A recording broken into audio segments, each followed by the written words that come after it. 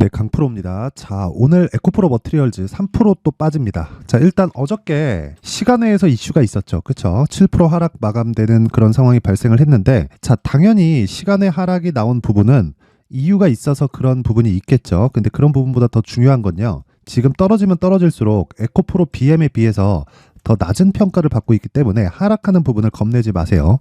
그게 가장 중요합니다. 자, 그리고 에코프로 머티리얼즈는 전구체를 생산을 합니다. 자, 그리고 이 전구체는 그대로 리튬을 플러스 딱 시키면 양극재로 이 재탄생이 되기 때문에 이 구조에 대해서, 그쵸, 사업 구조에 대해서 이해를 하셔야 되고요. 무엇보다 에코프로 그룹은, 그쵸, 수직 계열화가 정확하게 이루어져 있습니다. LNF 있죠.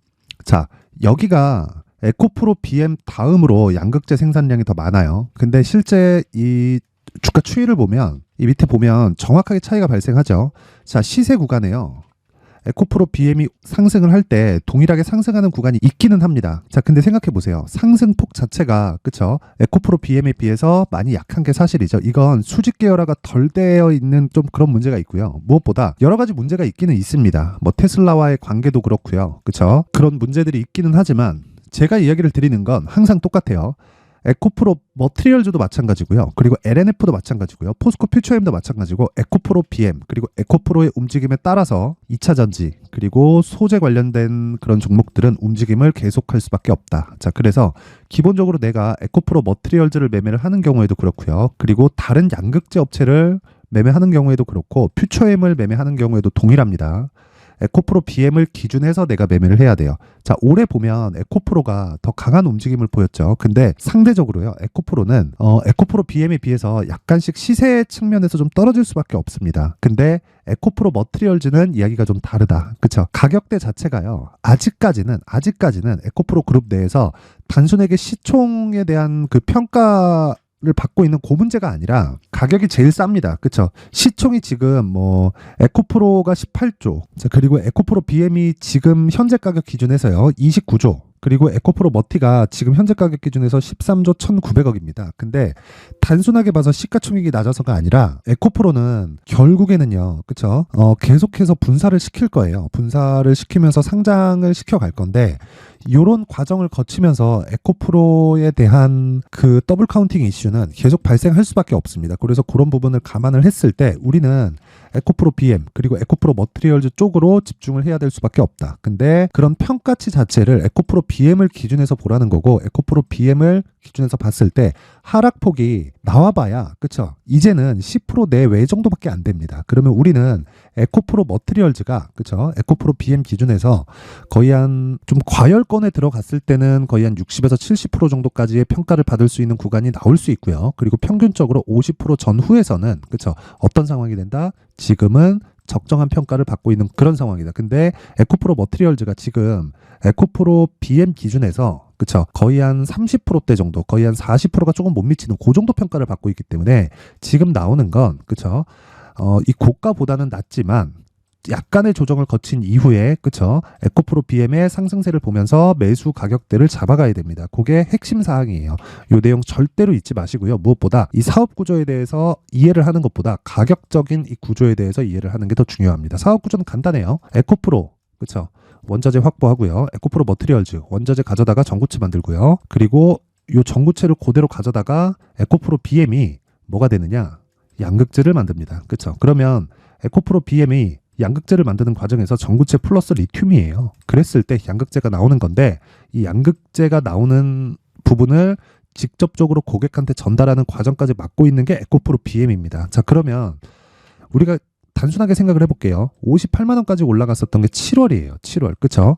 7월 달에 58만 원은 44조짜리 수주 계약이 들어오기 전입니다. 자, 근데 지금은 어떤 상황일까요? 그쵸? 지금은 단순한 거예요. 그냥 44조가 플러스 된 겁니다. 5년 동안. 그럼 연간 한 8에서 9조 정도가 나오죠. 그렇죠?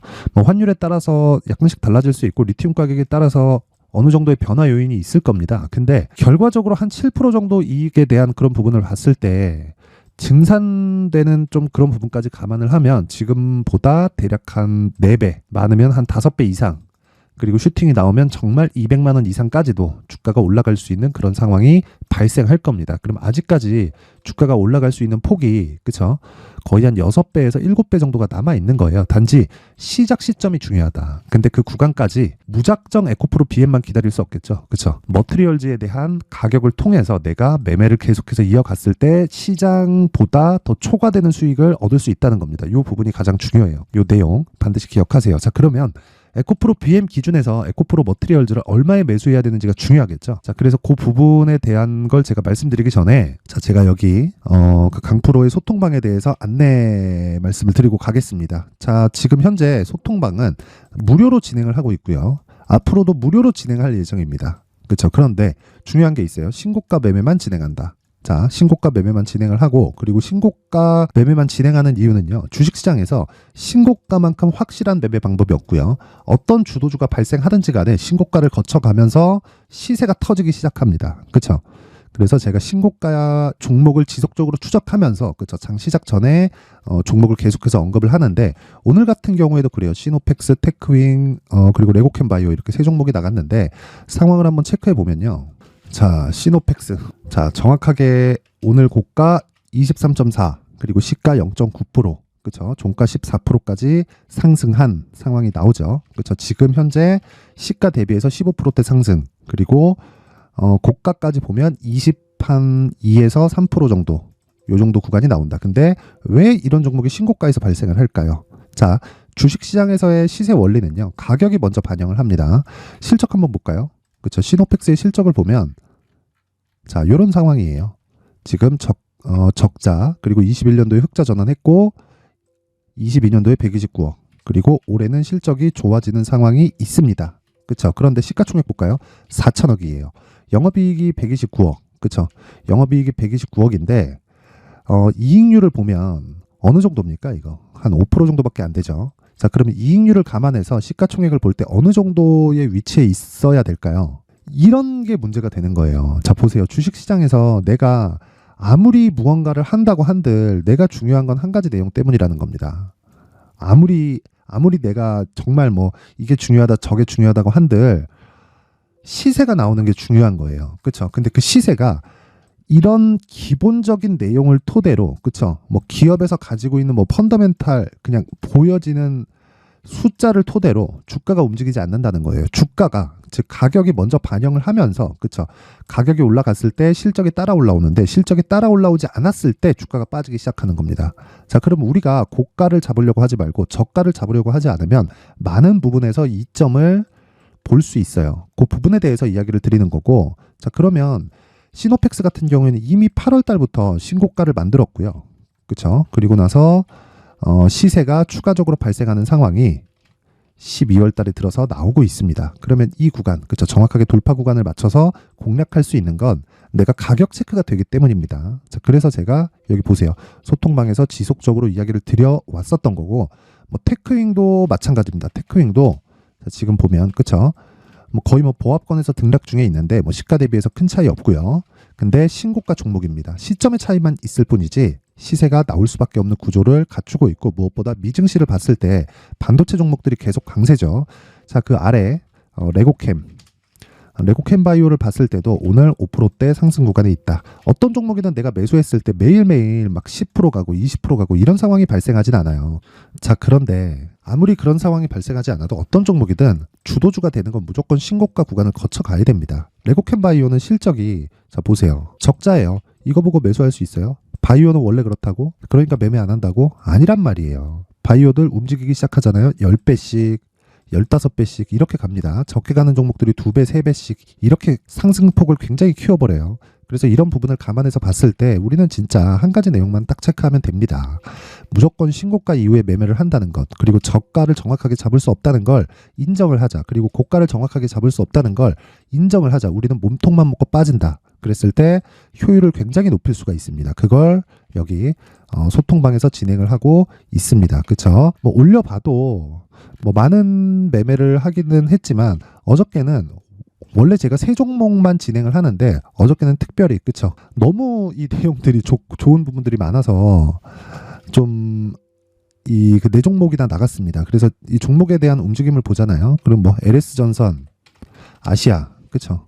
자, 보세요. 오늘 빠지지만 신고가 구간에서 어저께 22% 상승 나왔습니다. 하루에 한 15% 정도. 오늘 빠져서 내가 매도를 한다고 하더라도, 그쵸? 10% 이상의 수익 구간에 매도를 할 수 있다. 이런 종목이 매일 나오진 않지만, 그쵸? 일주일에 2회에서 3회 정도 지속적으로 만들어낼 수 있다면 얼마나 좋겠어요. 그쵸? 그게 신고가 매매입니다. 내가 매매하는 과정에서요, 진짜, 자, 오늘 같은 경우에도 요런, 그쵸? 시노펙스 같은 주도주, 그리고 고가에 계속해서 물린다 하시는 분들은 소통방에 입장을 하세요. 제가 연말 이벤트, 그쵸? 연말 이벤트로 1000분까지만 입장을 받도록 할 테니까 구독과 좋아요, 그쵸? 구독과 좋아요 부탁드리고요. 상단에 있는 전화번호로 참여. 자, 참여라고 문자를 보내주시는 분들에 한해서만 제가 소통방 입장 링크를 순차적으로 공유를 해드리도록 하겠습니다. 자, 그리고 연말 이벤트로 제가 요 내용을 준비를 해놨습니다. 자, 수익 모델 그리고 신고가 검색기. 계속해서 신고가 종목만을 공략하기 위해서는 신고가 검색기가 필요하겠죠. 자, 그래서 제가 신고가를 어떻게 잡을 수 있는지, 그리고 그 잡은 이후에 어떤 식으로 수익을 만들어 가야 되는지, 그 내용까지, 그쵸? 상세하게 준비를 해놨으니까 모든 분들이 연말에 딱 받아가서 공부하시고요. 정말 성공 투자하셨으면 좋겠고, 간단합니다. 구독과 좋아요. 그렇죠? 제가 바라는 건 구독과 좋아요밖에 없고, 제가 요 내용을 보내드릴 수 있게 상단에 있는 전화번호로 참여. 자, 참여라고 문자를 보내주시는 분들에 한해서만 제가 입장 링크를 순차적으로 공유를 해드리고요. 그리고 아래 수익 모델과 신고가 검색기에 대한 내용까지 함께 보내드리도록 하겠습니다. 자, 다시 에코프로 머티리얼즈로 돌아와서 보잖아요. 자, 이런 상황인데 3% 빠지고 있죠. 지금 3% 빠지고 있는데 빠지면 빠질수록 어떻게 된다고요? 에코프로 BM과의 시가총액 괴리율이 벌어지게 됩니다. 자, 그러면 에코프로 BM이 계속 빠질 수도 있잖아요. 이렇게 보실 수도 있는데, 그러기에는 지금 조정이 끝났습니다. 고가 대비해서 58만 원이 오버슈팅 구간이라고 하더라도 고가 대비해서 이미 한 60% 정도의 하락을 거치고 나서 반등이 나왔고요. 그 반등하는 과정에서 정배열까지 전환이 됐습니다. 여기서는 62평의 지지를 받을 수밖에 없는 구간이 와 있습니다. 그래서 이런 부분을 감안했을 때 우리는 무조건 에코프로 BM을 기준해서 에코프로 머티리얼즈가 하락할수록 뭐가 됩니까? 기회가 된다. 그렇죠? 그래서 어느 정도 가격대에 잡고 내가 보유 기간을 어떻게 잡는지에 따라서 내 수익의 폭이 달라질 겁니다. 자, 그래서 제가 에코프로 머티리얼즈의 가격 그리고 단기 보유 전략을 준비를 해왔으니까 구독과 좋아요, 그렇죠? 구독과 좋아요 꼭 부탁드리고요. 그리고 제가 이렇게 이야기를 드리는 게, 영상에서 이야기를 드리잖아요. 그러면 너무 내용이 길어지고 편집이 좀 어려워집니다. 그래서 이 내용을 제가 여기 20페이지에 걸쳐서 상세하게 준비를 해놨습니다. 에코프로 BM에 대한 가격을 어떻게 잡아야 되는지까지, 그렇죠? 그런 부분을 모두 다 담아놨으니까 이 내용 딱 받아가서 공부하시고 그대로 그냥 적용시키시면 되는데, 다시 말씀드릴게요. 구독과 좋아요 꼭 좀 부탁드릴게요. 구독도 조금 늘었으면 좋겠고 좋아요 수도 많이 늘었으면 좋겠습니다. 자, 그래서 구독과 좋아요 부탁드리고요. 상단에 있는 전화번호로 숫자 3, 자, 숫자 3이라고 문자를 보내주시는 분들에 한해서만 제가 에코프로 머티리얼즈의 가격 그리고 단기 보유 전략을 모든 분들에게 공유를 해드리도록 하겠습니다. 자, 항상 시청해 주셔서 감사드리고요. 제가 계속해서 신고가에 대해서 강조를 드렸는데, 이 신고가 매매는 정말 100번을 강조해도 부족하지 않을 정도로 중요해서 계속해서 말씀을 드렸기 때문에 그런 부분에 대한 이해를 돕기 위해서 제가 연말 그리고 연초까지 어떤 신고가 종목을 잡아야 되는지, 그리고 그 신고가 종목을 잡았을 때 내가 어떤 식으로 매매를 풀어나가야 되는지 제가 간략하게 내용을 준비를 했으니까 영상 끝까지 시청하시고요. 모든 분들이 성공 투자하셨으면 좋겠습니다. 자, 제가 항상 신고가 종목에 대해서 강조를 드립니다. 자, 신고가 종목에 대해서 강조를 드리는 건 크게 시세가 발생하는 대시세 종목은 모두 신고가 구간을 거쳐서 발생하기 때문에 그렇습니다. 시장은요, 좋을 때도 있고 나쁠 때도 있어요. 그런데 대시세 종목은요, 시장이 좋든 나쁘든 그 숫자의 차이가 있을 뿐이고요. 매년 발생을 합니다. 올해 같은 경우에도 마찬가지예요. 23년이죠.